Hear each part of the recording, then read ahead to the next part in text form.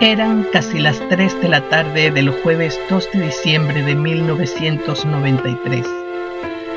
El ministro de Defensa de Colombia, Rafael Pardo, regresaba a su oficina después de un debate en el Congreso cuando el teléfono sonó.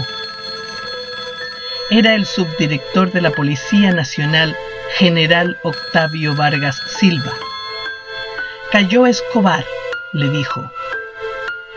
Pardo llamó al presidente César Gaviria y le dio la noticia. A esa misma hora en Washington, el presidente norteamericano Bill Clinton se dirigía al despacho Oval cuando recibió un mensaje de la oficina de la CIA en Bogotá. La noticia de la muerte del primer capo del cartel de Medellín ya le había dado la vuelta al mundo. El desenlace trágico e inevitable de Escobar comenzó a fraguarse en 1992 tras su fuga de la cárcel llamada Catedral.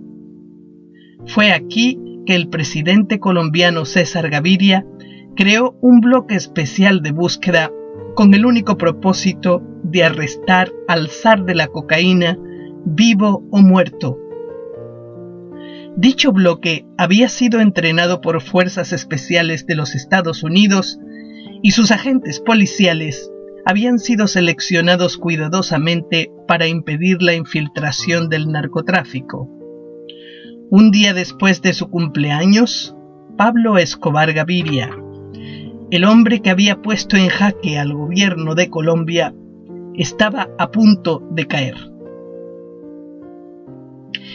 Fue en el mes de noviembre de 1993 que Pablo Escobar, mediante un testaferro, adquirió una casa cerca del estadio Atanasio Girardot de Medellín. Como medida de seguridad, Pablo Escobar compraba casas en diferentes puntos de la ciudad. Las usaba como caletas y para esconderse. Escobar estaba cansado de vivir en constante huida. Tenía muchos enemigos tras sus talones, entre ellos los Pepes, narcotraficantes y paramilitares que habían sido sus aliados en el pasado. Sus mejores hombres, entre familiares, socios y sicarios, habían sido abatidos por el bloque de búsqueda, por los mismos Pepes, o se habían entregado a las autoridades para preservar sus vidas. Pero Pablo Escobar no se iba a entregar.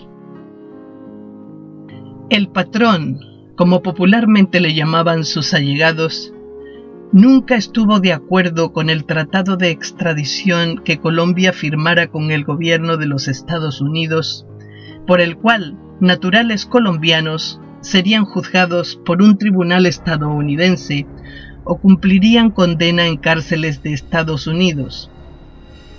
Escobar decía que prefería una tumba en Colombia antes que una cárcel en los Estados Unidos.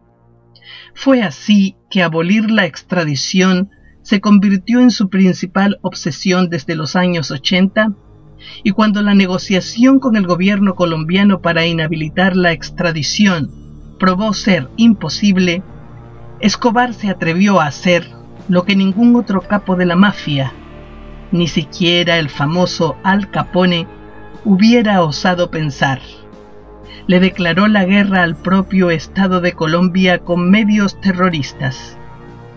Así nació lo que se dio a llamar narcoterrorismo, es decir, la alianza estratégica del narcotráfico con grupos armados extremistas o terroristas que, aunque persiguen objetivos opuestos, operan en la clandestinidad. Gracias al apoyo financiero del narcotráfico, es que estas organizaciones armadas logran a veces sobrevivir. Muchos fueron los inocentes que murieron en esta guerra sin tregua, que comenzó con atentados a figuras públicas para terminar atacando indiscriminadamente a la población civil con el fin de crear el pánico generalizado y forzar a las autoridades a prohibir la extradición.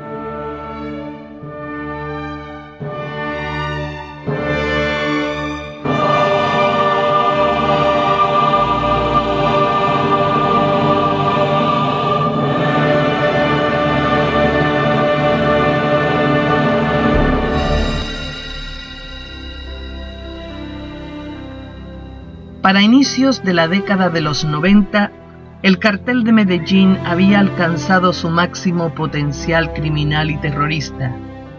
Por fin, en el año 1991, durante el mandato del presidente César Gaviria, se decretó la prohibición de la extradición a nacionales colombianos en la Constitución de 1991. Con la aprobación de la nueva ley, Pablo Escobar decide entregarse a la justicia junto a sus lugartenientes a cambio de que el gobierno le permita permanecer recluido en una cárcel de su propiedad. La Catedral, un edificio con todo tipo de lujos y comodidades. Escobar permaneció en la Catedral poco más de un año y los ataques terroristas cesaron. Pero desde la prisión, el patrón reorganizaba el cartel de Medellín y se cometieron asesinatos. Fue por ello que el presidente Gaviria decidió trasladar a Escobar a una cárcel de alta seguridad. Pero era tal el poder del capo desde la Catedral que supo de la orden presidencial antes de ser ejecutada, logrando fugarse con 9 de sus lugartenientes. Para diciembre de 1993, una de las mayores preocupaciones de Pablo Escobar era su esposa María Victoria y sus hijos Juan Pablo y Manuela, quienes estaban en la mira de todos sus enemigos.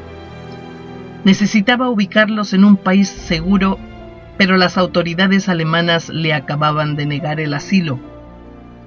Al regresar la familia de Escobar de Alemania, fue instalada en residencias Tequendama en Bogotá, bajo la protección de la policía. El jefe del cartel se desesperó, mientras que millones de colombianos protestaban indignados por el despliegue de tropa destinado a resguardar a la familia del capo y las comodidades que el gobierno les brindaba. Pablo Escobar estaba claro de que su familia estaba encerrada en una trampa de la que él era la presa. Escobar empezó a cometer errores. Aunque era consciente de que sus llamadas eran rastreadas por la policía, la preocupación que sentía por su familia le hacía olvidarse de su propia seguridad. El día 29 de noviembre, Pablo Escobar realizó un total de 6 llamadas a residencias Tequendama. Después de 14 meses de rastreo, la policía logra finalmente hallar la ubicación desde donde Escobar llamaba a su familia. De inmediato, el bloque de búsqueda montó un operativo con un comando de 17 hombres. A las 2:35 de la tarde, llegó el comando a la zona donde se ubicaba la casa de Escobar.